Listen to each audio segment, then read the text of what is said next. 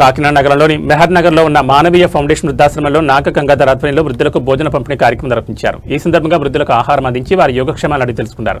ఈ సందర్భంగా నాగ గంగాధర్ మాట్లాడుతూ తన నాయనమ్మ పేరుతో ఒక ట్రస్ట్ నమోదు చేయనున్నట్టు తెలిపారు. గతంలో కూడా పలు సామాజిక సేవా కార్యక్రమాలు నిర్వహించినట్లు పేర్కొన్న ఆయన ట్రస్ట్ నమోదు అనంతరం మరిన్ని సేవా కార్యక్రమాలు చేపట్టనున్నట్లు వెల్లడించారు.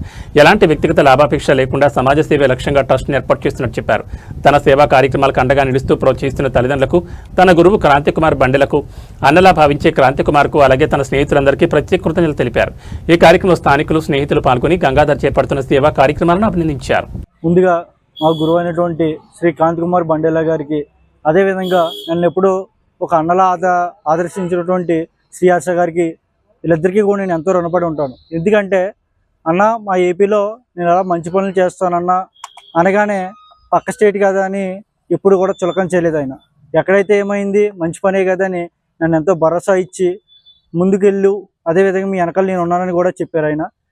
ఇదే కాకుండా ఇది మా నాన్నమ్మ గారి పేరు మీద ట్రస్ట్ అనేది పెట్టుకోమన్నారు. నేనైతే క్రాంతికుమార్ సార్ని అడిగిన విషయం ఏమి అంటే, సార్ మీ పార్టీ యొక్క గైడ్లైన్స్ నాకు ఇవ్వండి సార్, మీ పార్టీ తరపున నేను ఒక ట్రస్ట్ అనేది ఏర్పాటు చేసుకుంటానంటే ఏ రాజకీయ నాయకుడైనా ఏం చెప్తాడు, నా పార్టీకి పేరు వస్తుంది, నాకు ఫండ్స్ వస్తాయి కదా అని పార్టీ పేరు పెట్టుకోమంటారు. కానీ అలా మాట్లాడలేదు.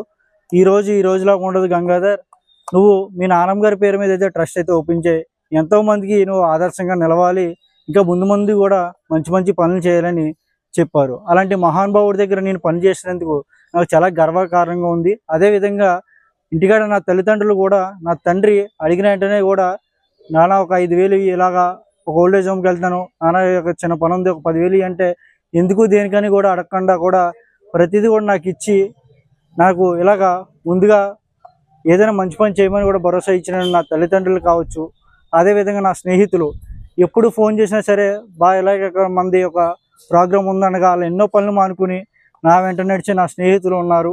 అదేవిధంగా ప్రతిదీ కూడా ఇలాంటివి కూడా న్యూస్ అనేది స్ప్రెడ్ చేయడానికి మన మీడియా మిత్రులు చూసుకున్నట్లయితే రాత్రనగా పగలనగా రయ్యనగా రప్పనగా కూడా వాళ్ళు ఎంతో కష్టపడుతూ ఉంటారు. అలాంటి వాళ్ళు కూడా నేను రుణపడి ఉంటాను. ఇంకా చెప్పాలి అంటే ముఖ్యంగా ఏంటంటే ఒక కల్పితం లేని విషయం ఏమైనా ఉందంటే అది ఫుడ్ విషయం. ఏంటంటే ఏదైనా సరే ఇప్పుడు ప్రజెంట్ చూసుకున్నట్టు ప్రతిదీ కూడా లంచం. ఒక చదువుకోవాలంటే లంచం, అదేవిధంగా ఏదైనా మంచిగా ఏదైనా పని చేసుకోవాలంటే లంచం, అదేవిధంగా ఏదైనా జాబ్ రావాలంటే లంచం, ప్రతిదానికి లంచం. కానీ ఒక లంచం లేకుండా, ఒక ఎక్కడ కూడా అన్యాయంగా లేకుండా ఒక నోట్లోకి వెళ్ళి ముద్ద ఏదైనా ఉందంటే అది అన్నం మాత్రమే అని చెప్తున్నాను. ఇవాళ మనం చూసుకున్నట్లయితే ఈ రుద్రాశ్రమంలో చూసుకున్నట్టే ఎంతోమంది మనం చూసుకున్నట్లయితే వాళ్ళకి